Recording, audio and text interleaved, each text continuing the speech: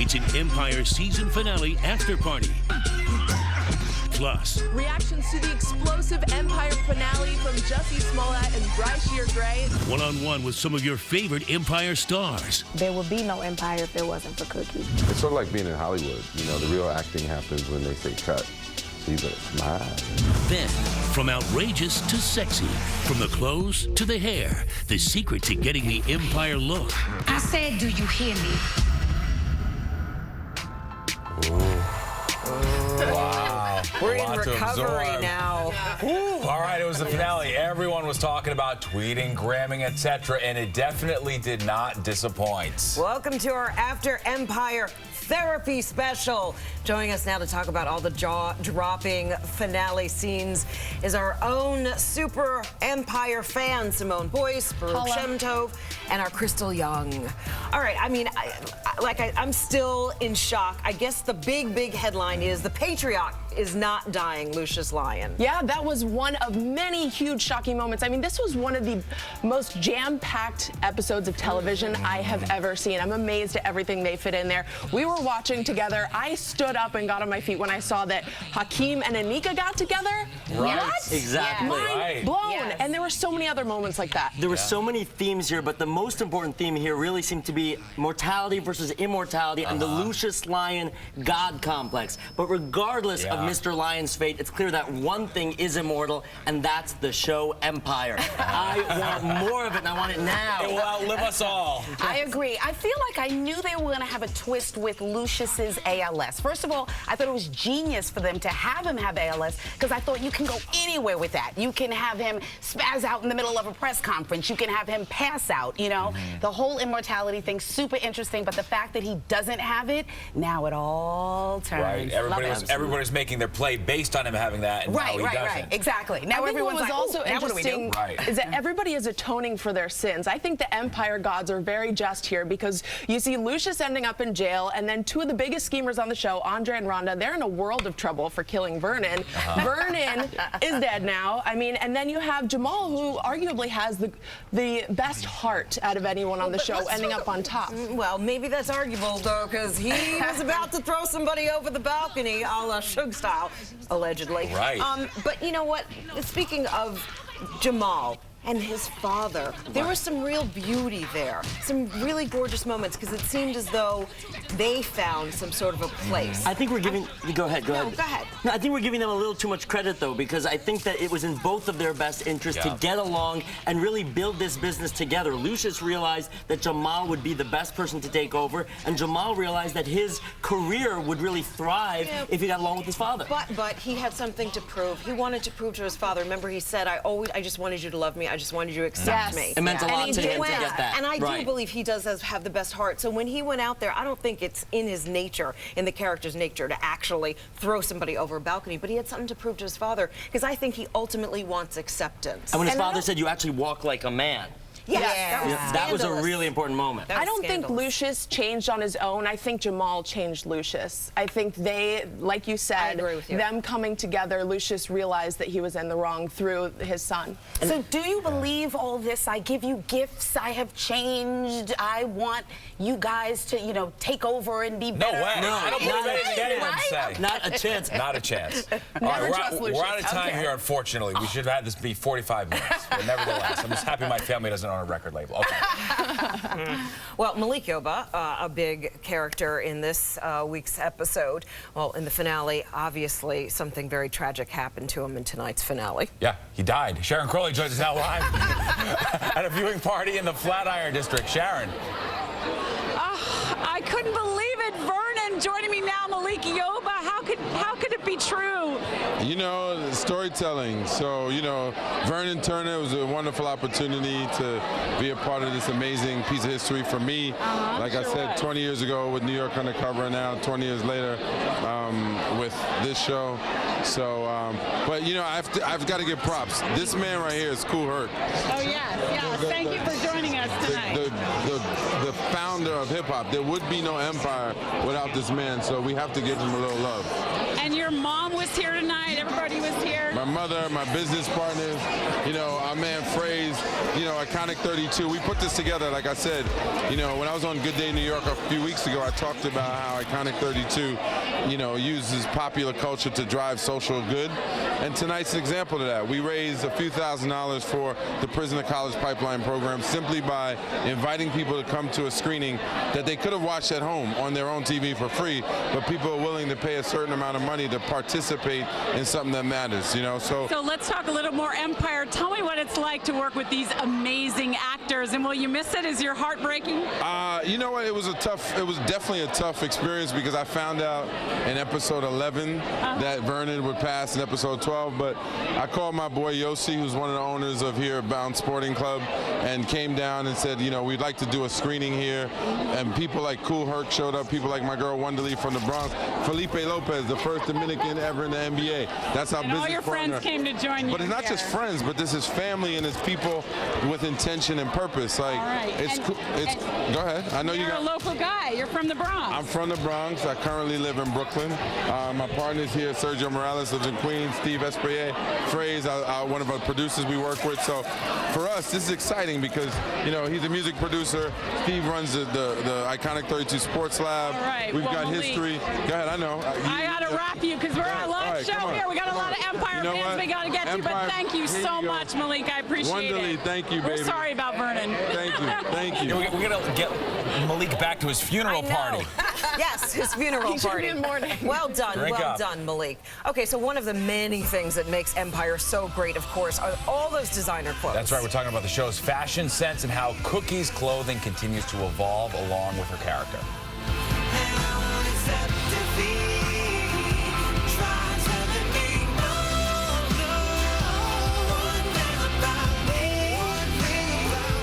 And breaking records and taking names literally. Which big name artists the show's soundtrack beat to debut at #1?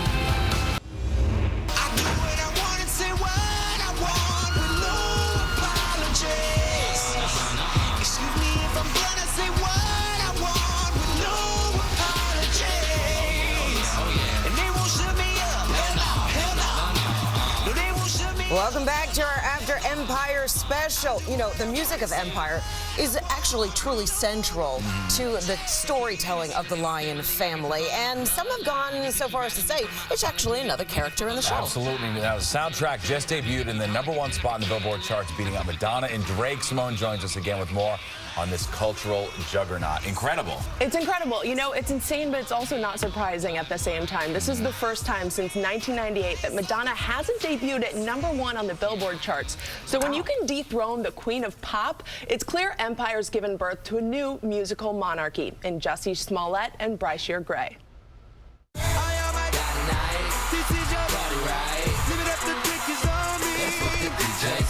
The response Jamal and Hakeem Lyon receive on stage is not unlike the sheer pandemonium that follows the actors in real life. Jussie Smollett and Bryce Gray, also known as Yaz the Greatest, debuted the Timbaland-produced Empire soundtrack to a roaring crowd at the Fulton Center in downtown Manhattan. Chick meter has flew up through the meter. It's flew up. Are you tied down, or are you still on the market? You trying to get me in trouble again. That's what I do. That's what they pay me for. I'm dating. Y'all got to stop with the DMs of your backsides and things of that nature. Oh no, really? We got to do better. Now Jussie and Yaz have collaborated with legendary artists like Patti LaBelle and Snoop Dogg, but their musical talent alone has already caught the attention of industry majors. Jussie signed with Beyonce's label, Columbia Records, a dream that's been several years in the making. 4 weeks before we got Empire, I was recording my album, my indie album, with my producer in like a home studio off of Fairfax in LA. Same thing with me. You know, I was in Philadelphia performing out on the street. Expect to see solo albums from the co-stars in the near future. Fortune 500 Empire Men. Go and tell your favorite rapper to retire then. Wings, sorry. Wings. That's it. No apology.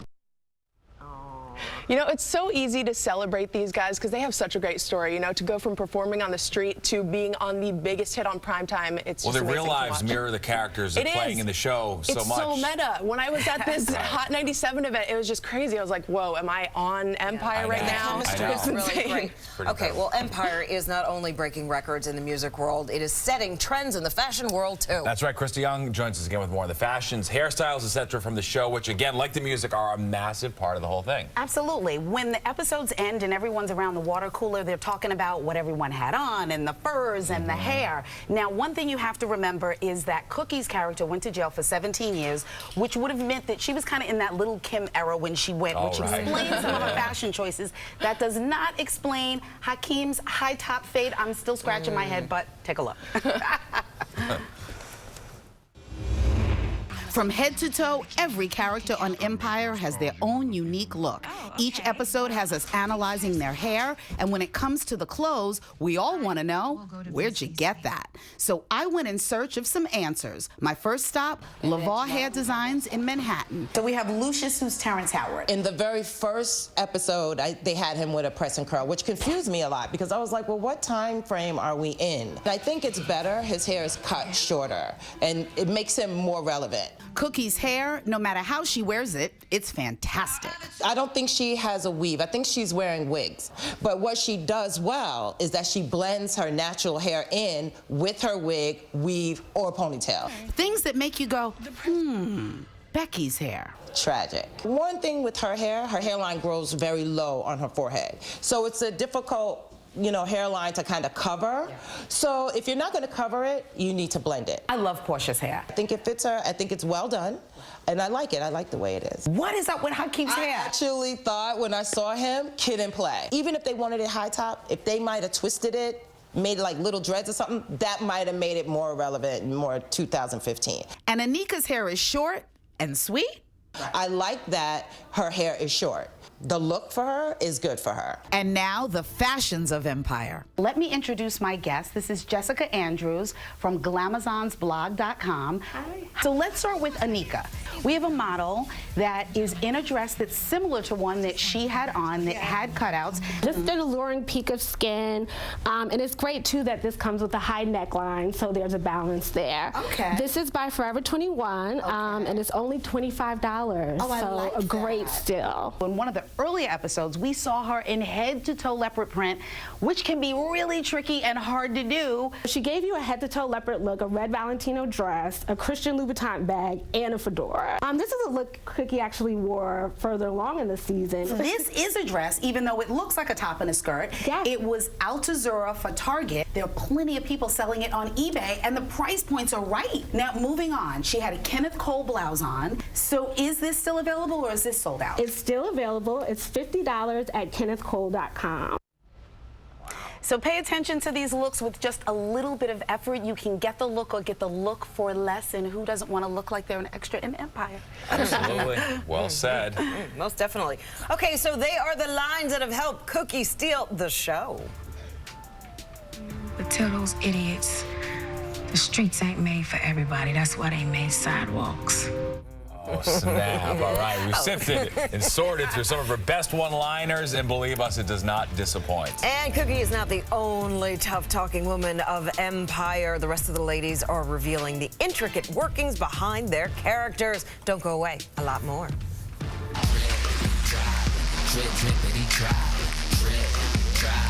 I do my dance like drip, drop, drip, drippity drop, drip, drop, drip, drip. Dollar bill, y'all. Everybody looking for something. Could make you wanna kill, y'all. You can't get something for nothing. That was like early on. Yeah, right. That was like one of the... Yeah, you both had a sound of recognition. You're like, oh, yeah. You know that song. Yeah. All right, well, whether she's making you laugh, cringe, or cry, Cookie has a way of stealing the scene every time she's in it. I love this. Let's take a look at some of her best one-liners.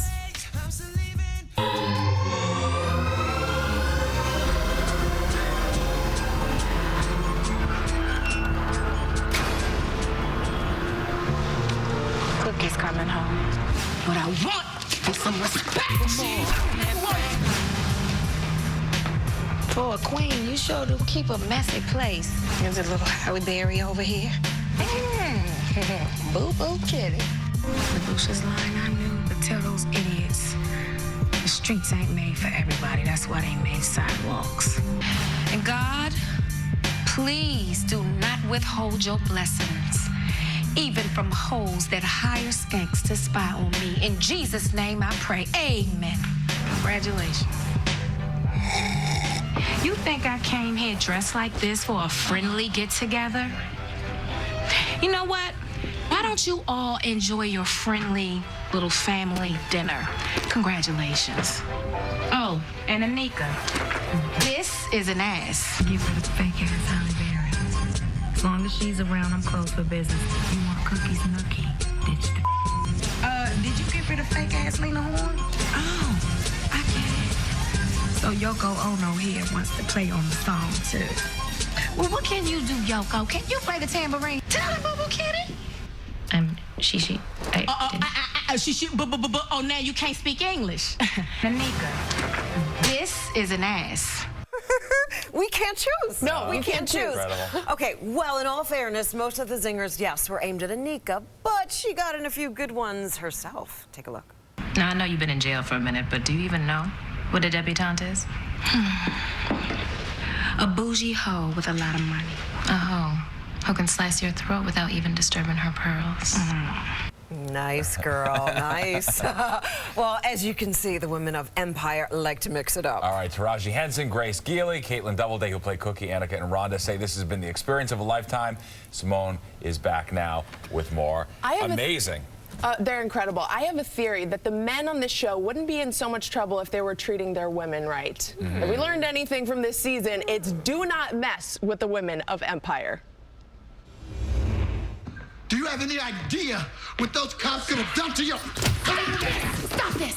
Hey, let me explain. Get out of here! Empire's alpha males may think they're living in a man's world, but their female counterparts tell a different story. All the women are empowered, from Cookie to Rhonda to Anika to Portia. Grace Geely's caused quite the stir in her first acting role as Lucius's former fiancée, Anika Calhoun. Fans can't take their eyes off her. They're loving to hate her, you know what I mean? And so they, there's a lot of times where people will be like, oh my gosh, I can't believe you did that. What are you doing? Leave Cookie alone. Just as conniving as Anika is Andre Lyon's better half, Rhonda. Caitlin Doubleday shocked viewers by showing just how far Rhonda's willing to go for love. They think my relationship is hilarious. I mean, the comments about men who want to find a Rhonda, which basically is find a woman who's willing to get cheated on, and when you go home, she wants to be called the girl's name that you cheated on her with. I mean, good luck finding that in real life. But in every lion's den, there can only be one queen, Cookie. She rubs every nerve that I have raw. It's a lot of work playing Cookie. Taraji P. Henson admits this is one of the most challenging roles of her career to date. I have to be very careful and not to make her so big that people disconnect. So I have to walk a fine line. I have to keep her grounded. And although Malcolm became Cookie's side dish, Henson says the Cookie and Lucius saga is far from over. Absolutely. That kind of love just doesn't go away. So Taraji says if she were running the show, she would have Denzel Washington and Debbie Allen play her parents. Oh, that's cute. I'm sure they will have no problem getting both of them to get involved and next Debbie season. Allen got a directing credit. She did on one tonight. Yes, she did. Very cool. Okay, well, whether or not you thought tonight's finale lived up to expectations, a ton of people are talking about it online. And we're reading your Facebook responses coming up and getting a look at some celebrity tweets as well. We'll be right back.